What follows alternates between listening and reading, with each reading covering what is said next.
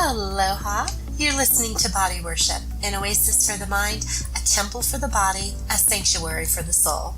I'm Anna Marie, and welcome to my podcast, where we explore the most cutting-edge alternative modalities, ancient rituals, and sacred practices that shaman, yogis, and healers from all corners of the world have practiced to deeply connect with Source. We'll discuss ways to advocate extreme self-care and align your emotional, mental, and spiritual mind, body, and soul.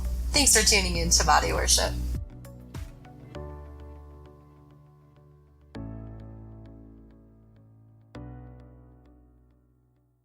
And tonight's guest is Ariana Newcomer, specializing in healing the soul's voice to joyfully express its divine purpose. An intuitive healer, energy worker, and voice healer since 1984, Ariana's called the Voice Coach's Voice Coach because of the depth of her knowledge and understanding of physical, psychological, and spiritual aspects of voice. After a voice injury ended her singing career, her quest to recover her own voice inspired a unique and powerful approach to healing the voice's soul.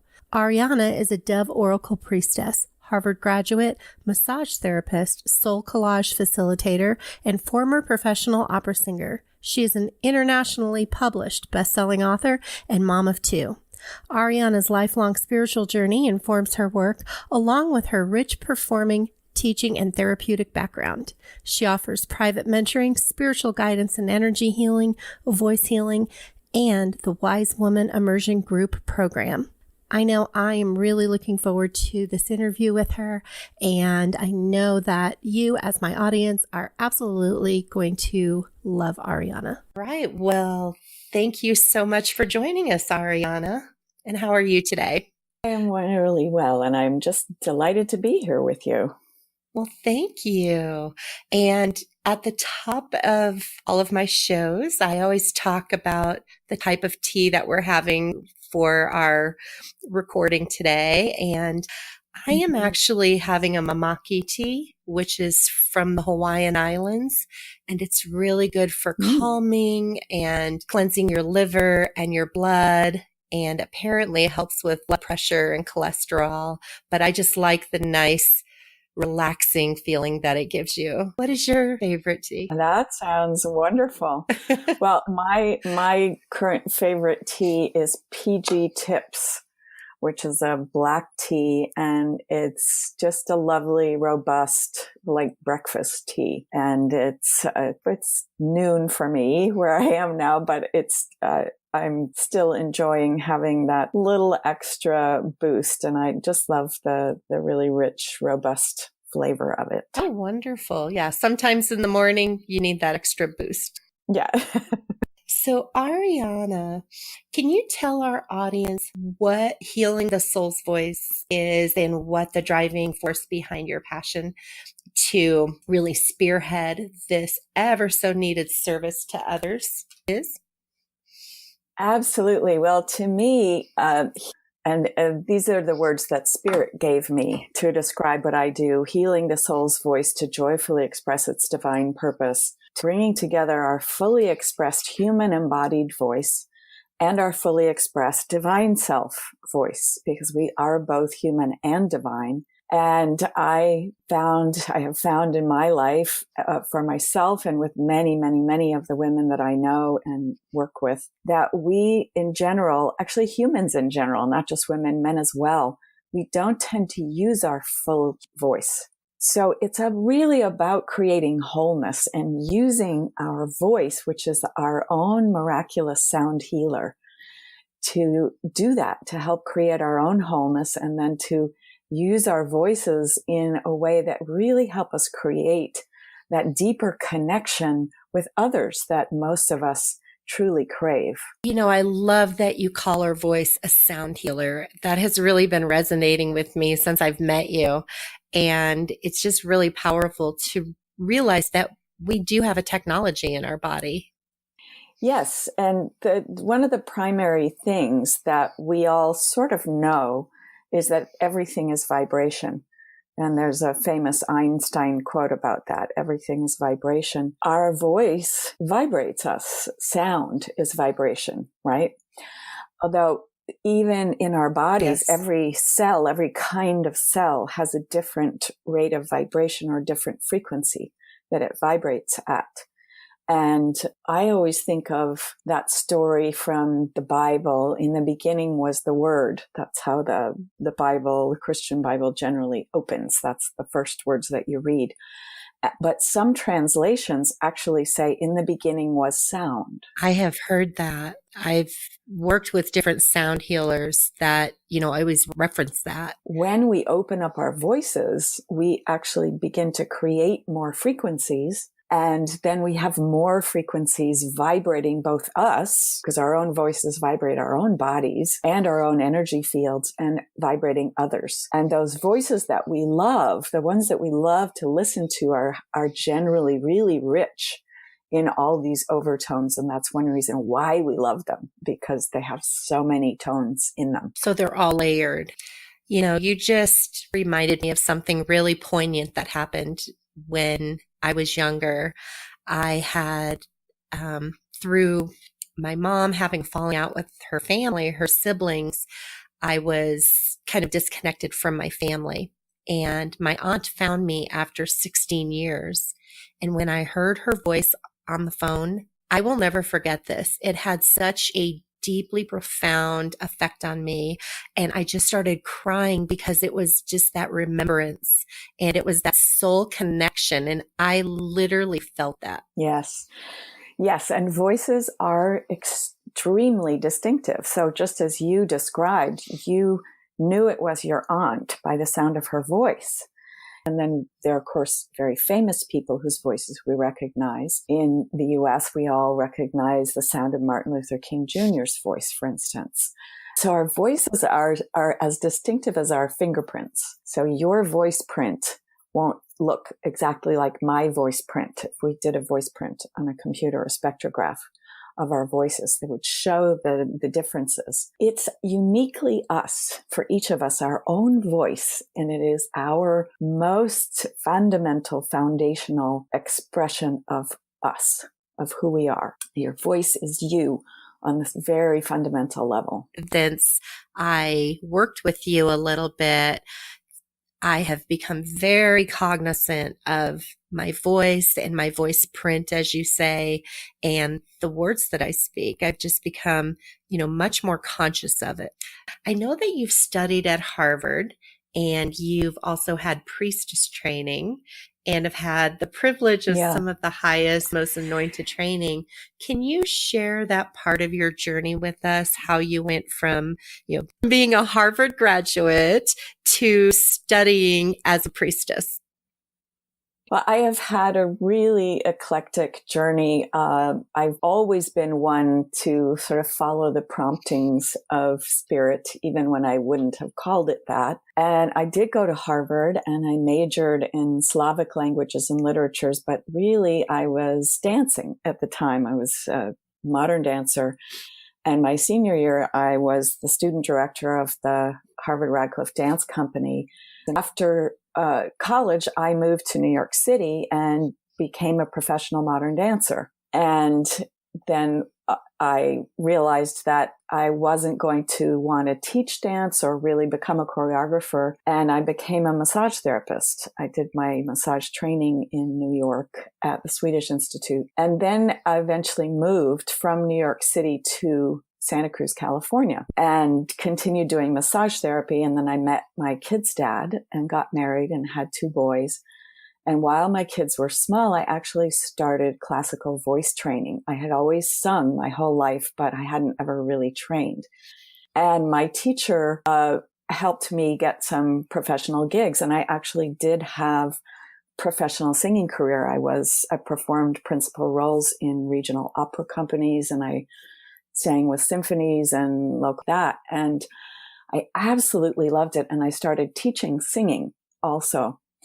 And I thought that that was my true purpose in life. And it was my most direct connection to the divine. It was my greatest joy in life outside of my kids. And then I lost my voice and I got a voice injury and I had to stop performing. And it was totally devastating. It was one of the most devastating times in my life. And as with many things, it was a big message from Spirit. Spirit had to whack me over the head with a 2x4 and take away this thing that I loved, because the truth was that I was using that affirmation, the approval, the good feeling that I got from singing and performing to cover up the fact that the rest of my life was a mess. My marriage was toxic, and Spirit needed me to know that I had a bigger work to do in the world. And so in my journey to recover my voice, I went through a divorce. I realized that I had really lost myself. It wasn't just my voice. I had really lost the process of being a mother, and I had to reclaim myself. And I had to claim my speaking voice as the voice of my soul. And all the things that I've learned in this long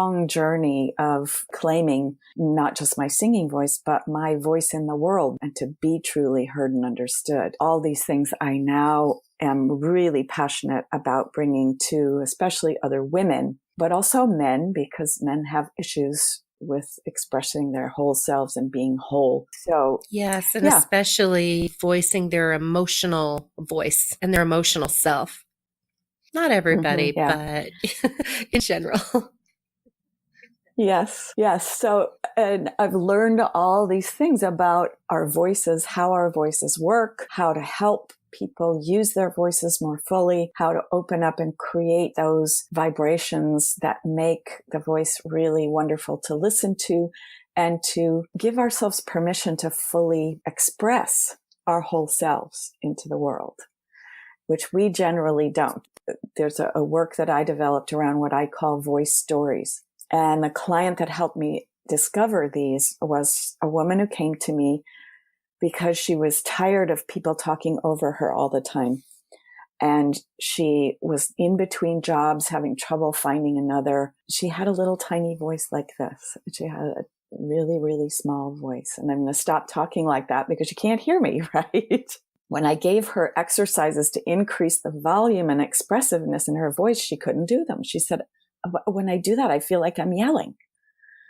Right. And I literally had to show her on a decibel meter. I said, okay, show me what you think of as yelling. And she did, and the needle barely moved. And then I said, okay, let me show you what I think of as yelling. And that's only like a quarter of my big opera yelling voice. The needle banged over into the red zone, and her jaw just dropped on the floor. And I asked her, I said, were you always told to be quiet as a child? And she said, oh my God, my parents were always telling me girls should be seen and not heard. So that was what cued me into this brain function. So our voice is not just about the physical mechanism of the larynx and the vocal folds and the breath and all that, but it's also about our brain. Hearing is really just the act of collecting sound, what the ears do. Listening is what the brain does with what the ears collect, with the sound that the ears collect. So for Connie, her brain was telling her she was yelling when she wasn't even close, because her voice story, her primary voice story was girls should be seen and not heard. And that's how she moved through her life. Wow. She literally had created a voice that couldn't be heard. And she lived with that until, she was in her 50s when I started working with her. So once we uncovered that core voice story, she was able to do the exercises I gave her. And then, a few weeks later, she called me. She was so excited. I used my power voice and I got a job. Oh, good. She had an interview, and she used this new powerful voice, and she got the job. And at work, she found herself taking the lead in ways that she'd never done before. She started setting boundaries with all these family members, and she had a creative explosion. She started drawing and writing poetry. So opening our voices opens ourself, because our voice is us on this fundamental level. When we open up our voice and we can get past our voice stories that our brain is telling us we can only sound certain ways, then we just have this opening on all levels of our lives. So the kind of the last piece in my healing was coming home to my spiritual self and doing my priestess training and becoming more and more highly connected to spirit, being able to bring messages in from spirit and connect to the subtle realms. And this part of what I have now to offer to my clients and students is I do bring through information from spirit through them, and we do energy clearing and healing. And I know that you do a voice opening, and you said you would lead us through a grounding and opening exercise. So I think this would be a perfect opportunity to really go into that, if you will. And this will be something that you listeners can remember and use for yourselves at any time you want to feel more grounded and centered. So let's close our eyes. And as you're sitting, feeling your feet on the floor or on the earth, wherever you are. And we begin by connecting with our breath and consciously slowing and deepening our breath.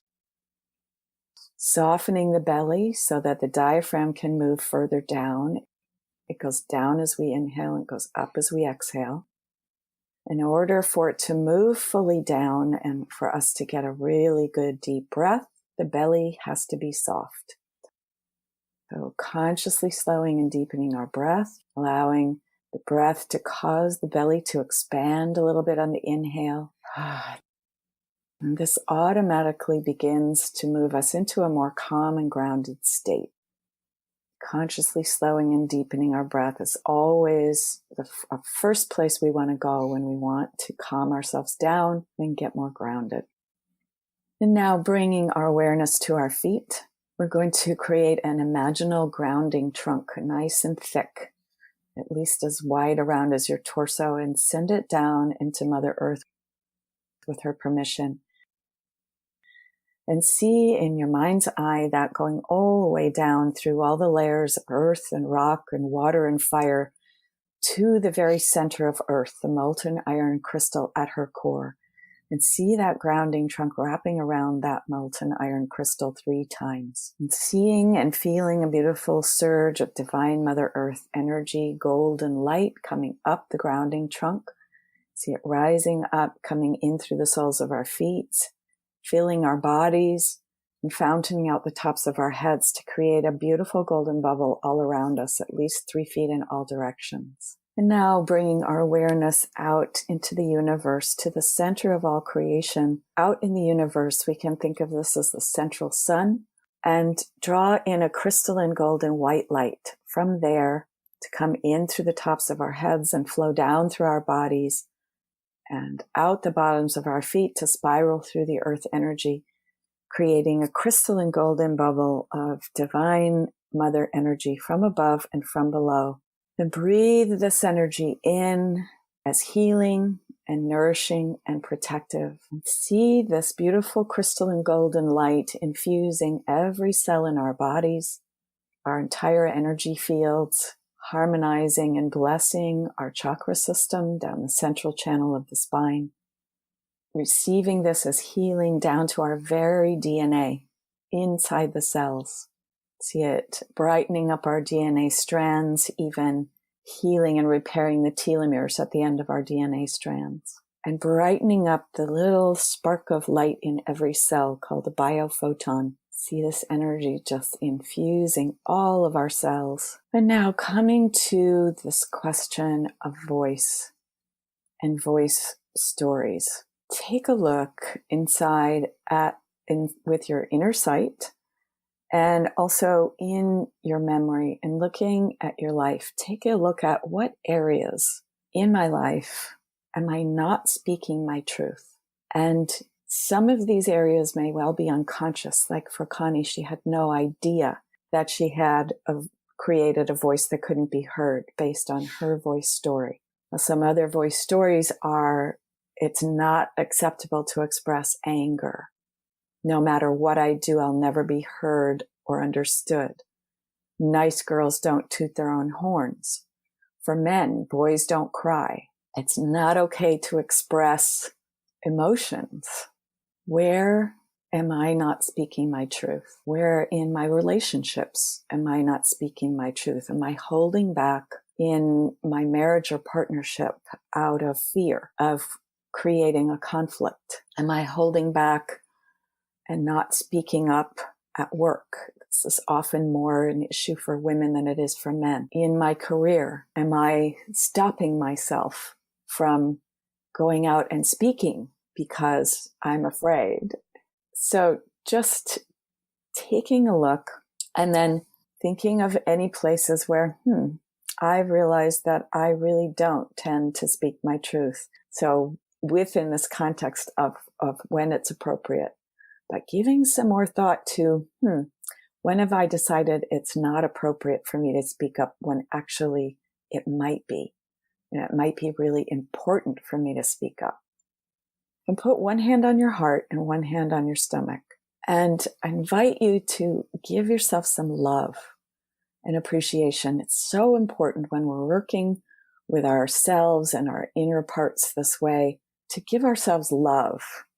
It can help too if you use the hand on your belly to kind of gently rub your belly in a circle. The way you might rub the belly of a child who's feeling sick. Just give yourself that love and appreciation. Breathing in the love of the Divine Mother and allowing ourselves to be human. We are human, which means we have stuff. And with that love, then that begins the opening that can allow you to speak up. That was really incredible. Thank you. And when I did your workshop and you told us to do this exercise, it was the first time that I actually voiced that I was going to be doing this podcast. Beautiful. And I know you offer private mentoring sessions. So can you give us a quick snapshot as to what those sessions entail? Yes. I always look at each individual. So every session is likely going to be different because I work specifically with what is going on for you and what you need, doing an energy scan and taking a look to see what your energy systems have to tell me. If there are any particular chakras that need attention, if there's some physical issues that need attention, or if I'm being called to do something that's really like an ancestral healing. If there's a very, very old issue, old wound that comes up, I will see that sometimes, or sometimes I will answer your questions. Sometimes clients come to me with a particular issue that they want to work on, relationship with a mother, a spouse, something happening at work, all kinds of things. And we work in this energetic spirit realm. And then I will often give practices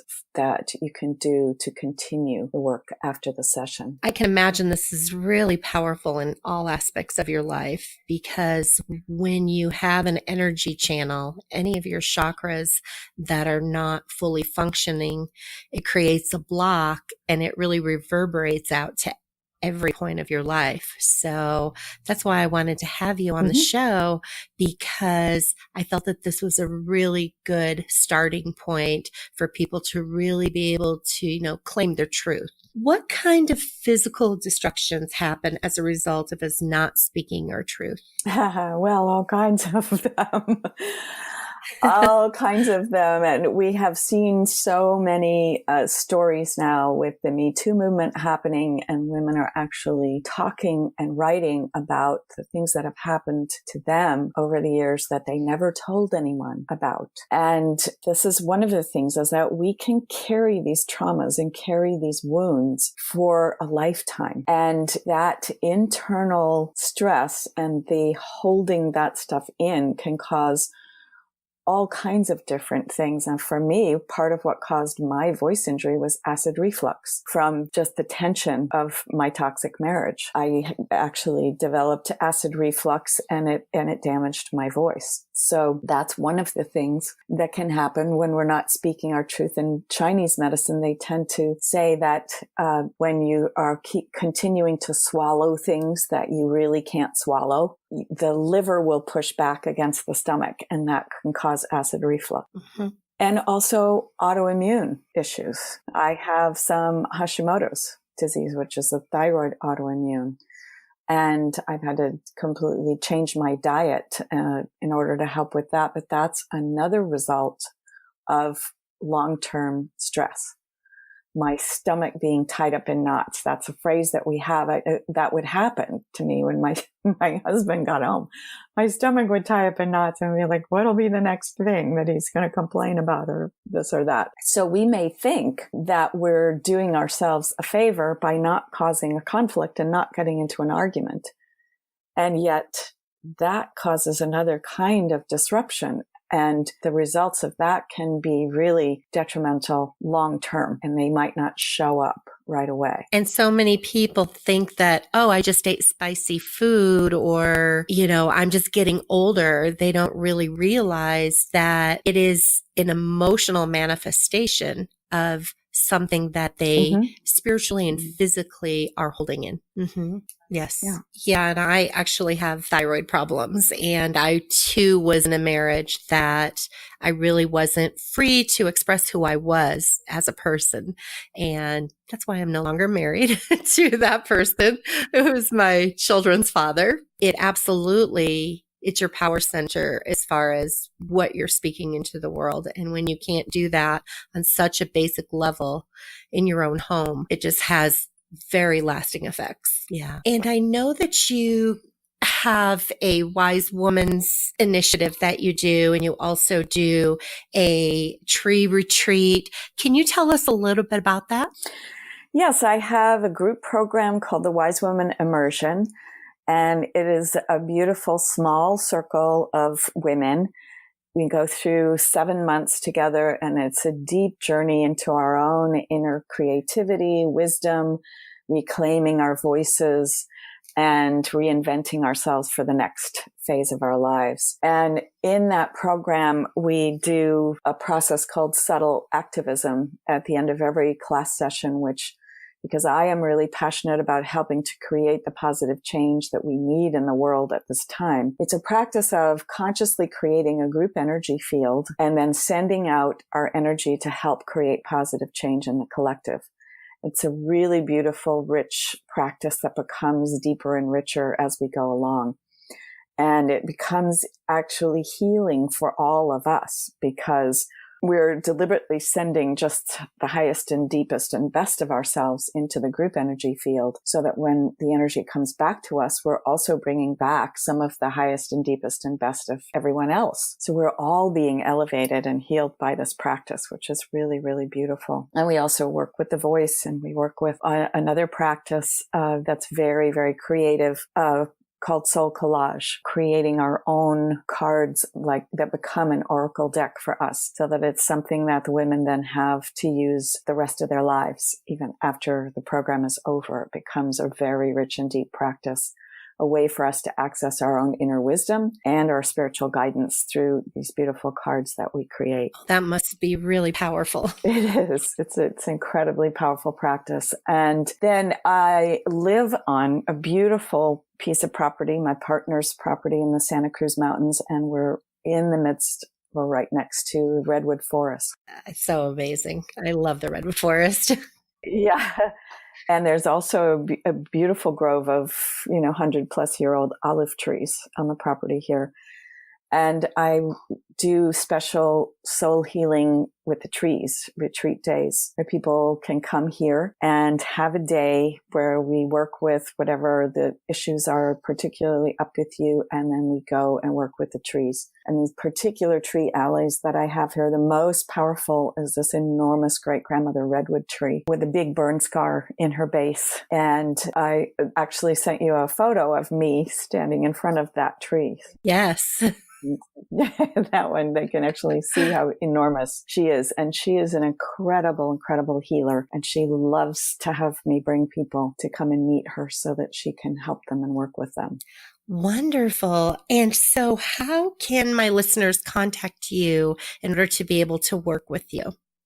You can go to ariananewcomer.com, and there's a button there it's called Let's Talk, and you can schedule a free 30-minute conversation with me to talk about what the possibilities are for working together, what's up for you right now, and how I might be able to help. And then I also have a free gift for everyone. One of the works that I've been given to do by my guides is to actually reconfigure, repattern the energy of our third chakras. We have been in this dominator culture for 5,000 years. Some people call it the patriarchy. I like to use Riane Eisler's terms of domination versus partnership as opposed to patriarchy versus matriarchy. And this energy of the dominator culture has patterned our third chakras. That's the solar plexus chakra. It's the one of our personal power, personal will. And we tend to kind of grip in there and try and dominate with that third chakra energy, not just to dominate others, but to dominate ourselves too. And that's another place where our self-love practice is really valuable to help us stop using that kind of shaming, judgmental, power over energy on ourselves, as well as not on other people. And these concepts of partnership is another thing that we work with throughout the Wise Women Immersion. And the women find that all of their relationships improve from doing this work on partnership with self, especially without them really having to try. They are just their relationships improve because they've come more fully into partnership with themselves. So this third chakra reconfiguration, guided meditation, and sound healing, I have singing bowls that I used to accompany the guided meditation is available as a gift for you. And I'll provide you with the link, and you can go and sign up to receive that third chakra meditation. Thank you. And I will list all of that below my podcast. And I'll also list your links so that everybody can get a hold of you. Thank you so much for sharing your talents with us and your service with us. I always like to close with asking what your favorite way to advocate self-care is. I have to say at this point, my favorite practice is getting out with the trees. I knew you were going to say that.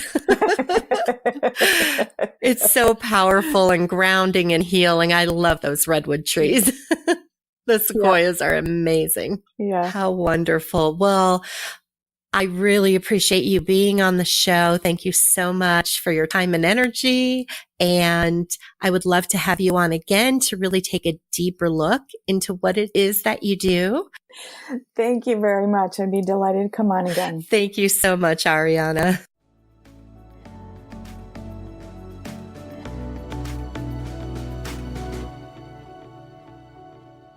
And that concludes tonight's episode.